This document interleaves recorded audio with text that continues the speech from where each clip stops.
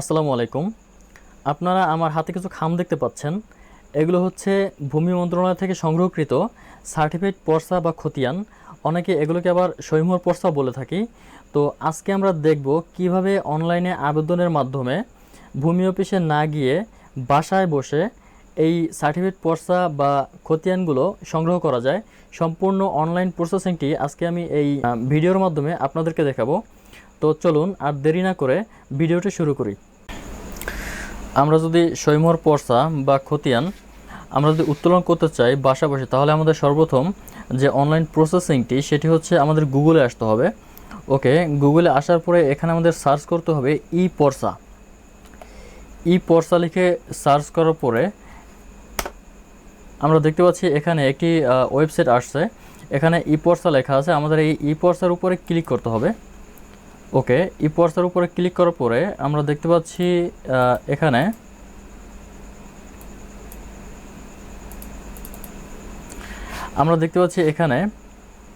একটি ওয়েবসাইট আসছে। এখানে নির্দেশিকা দেওয়া আছে সার্ভে খতিয়ান, নামজারি খতিয়ান, মৌজা ম্যাপ, আবেদনের অবস্থা। ঠিক আছে, এগুলো আমাদের কোনো কিছু প্রয়োজন নেই। এখানে আমাদের সরাসরি সার্ভে খতিয়ান অনুসন্ধান এখানে আসতে হবে। সার্ভে খতিয়ান অনুসন্ধান এখানে আসার পরে দেখতে পাচ্ছি কয়েকটি অপশন এখানে আছে। এখানে বিভাগ আছে, জেলা আছে, উপজেলা আছে, খতিয়ানের ধরন, মৌজা, খতিয়ানের তালিকা। আমাদের এই ধাপকটি অতিক্রম করতে হবে। তাহলে সেক্ষেত্রে আমাদের প্রথমে বিভাগ সিলেক্ট করতে হবে। ওকে, বিভাগ সিলেক্ট করার পরে আপনার এখানে জেলা সিলেক্ট করতে হবে। জেলা সিলেক্ট করার পরে এখানে উপজেলা সিলেক্ট করতে হবে। ওকে, উপজেলা সিলেক্ট করার পরে আপনি খতিয়ানের ধরন সিলেক্ট করবেন।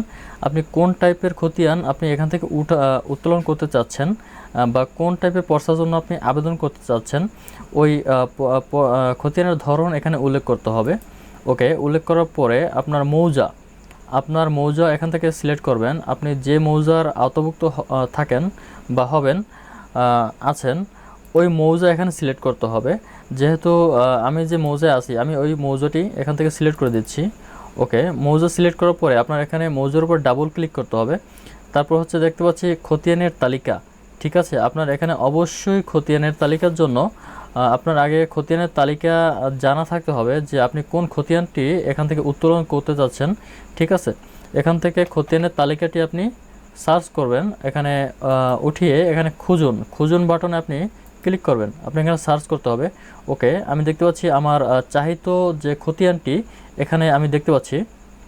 ওকে, আমি এই খতিয়ানের উপরে ডাবল ক্লিক করব।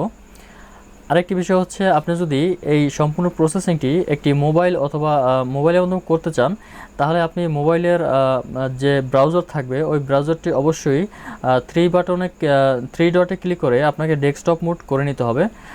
ঠিক আছে, তো এখানে আমরা দেখতে পাচ্ছি আমি যে খতিয়ানটি এখানে চাচ্ছি এই খতিয়ানটি আমার কাছে এখানে শো করছে।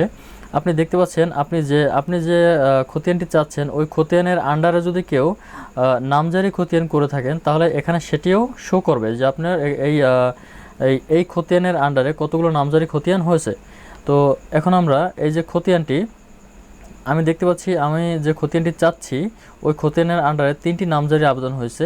যাক, সমস্যা নেই, আমি এখান থেকে মূল খতিয়ানটি আমি উত্তোলন করব। সেক্ষেত্রে যদি আপনি মূল খতিয়ানটি একটু বিস্তারিত দেখতে চান তাহলে বিস্তারিততে ক্লিক করে আপনি এখানে দেখতে পারেন যে আপনার আসলে খতিয়ানটি ঠিক আছে কিনা। ঠিক আছে, আপনি বিস্তারিত ক্লিক করার পরে আপনি দেখতে পাচ্ছেন এখানে খতিয়ান আবেদন, এই যে খতিয়ান আবেদন এখানে ক্লিক করতে হবে খতিয়ান আবেদনের জন্য।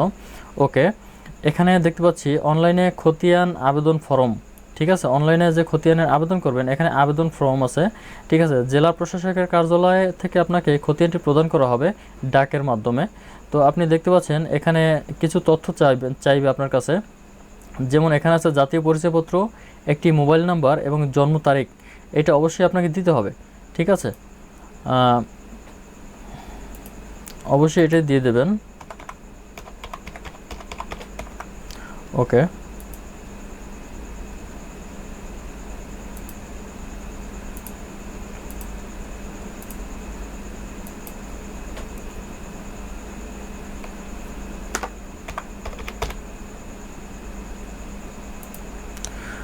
ওকে, এগুলো সব ফর্মটি এখানে ফিল আপ করা হয়ে গেলে আপনি নিচে দেখতে পাচ্ছেন যাচাই।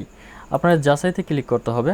যাচাইতে ক্লিক করলে আপনার সব কিছু যদি ঠিক থাকে তাহলে সেক্ষেত্রে আপনার এখানে নিচের যে অংশটি এখানে আপনাকে শো করবে যে যাচাই বাছাই করার পরে আপনার আবেদনের জন্য আপনি উপযুক্ত কিনা, বা আপনার আবেদনের সময় যে প্রয়োজনীয় তথ্য তারা চেয়েছে সেক্ষেত্রে আপনি সেই তথ্যগুলো পূরণ করে দিয়েছেন কিনা, ঠিক আছে, এখানে শো করবে। এবং এখানে আরেকটা বিষয় বলে রাখা ভালো যে এই নাম, ইংরেজি এবং ঠিকানা, আপনার আইডি কার্ডে যে ঠিকানাটি থাকবে আপনাকে ওই ঠিকানায় ওই পোস্ট অফিসে আপনাকে এই সার্টিফাইড পর্চাগুলো প্রদান করা হবে বা প্রেরণ করা হবে। আপনাকে পরবর্তীতে ওই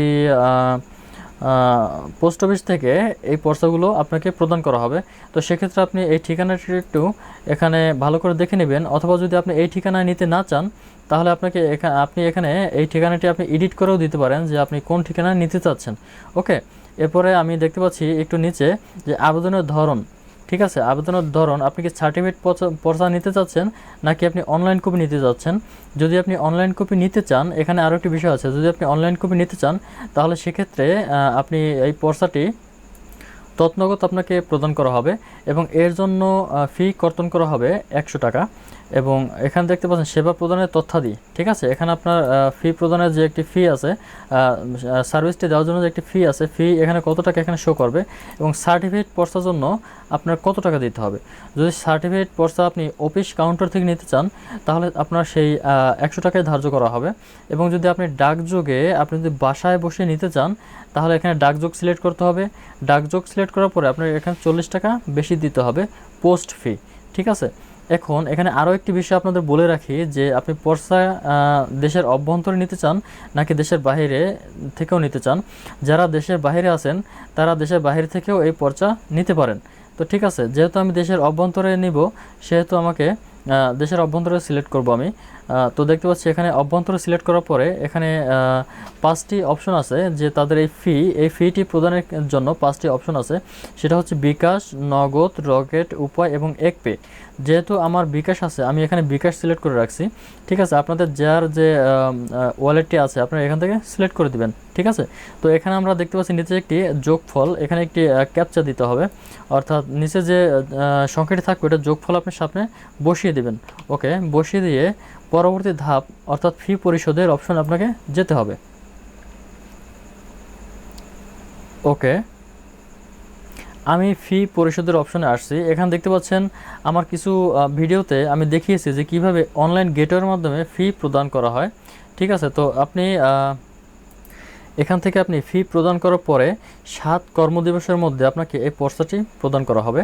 তো অনলাইন গেটওয়ে সিস্টেমের মাধ্যমে আপনাকে এই ফিটি পরিশোধ করতে হবে। তো এই ছিল অনলাইন থেকে সার্টিফিকেট পর্চা উত্তোলনের সর্বশেষ প্রসেস। তো এই সিস্টেম অবলম্বন করে, এই প্রসেসগুলো অবলম্বন করে আপনি বাসায় বসে, ভূমি অফিসে না গিয়ে বাসায় বসে আপনি সার্টিফিকেট পর্চা বা খতিয়ান বা অনেকে সইমোহর পর্চা বলে থাকে, যে যেটাই বলি না কেন, আপনারা এই সিস্টেমে আপনি এই পর্চাগুলো এখান থেকে উত্তোলন করতে পারেন। তো ধন্যবাদ সবাইকে। ভিডিওটি যদি ভালো লাগে অবশ্যই লাইক করবেন, শেয়ার করবেন, এবং যদি কোনো কিছু জানার থাকে বা বোঝার থাকে অবশ্যই এই ভিডিও কমেন্ট বক্সে জানাবেন, কমেন্টস করবেন, আমি অবশ্যই অ্যান্সার করার চেষ্টা করব। ধন্যবাদ সবাইকে, আসসালামু আলাইকুম।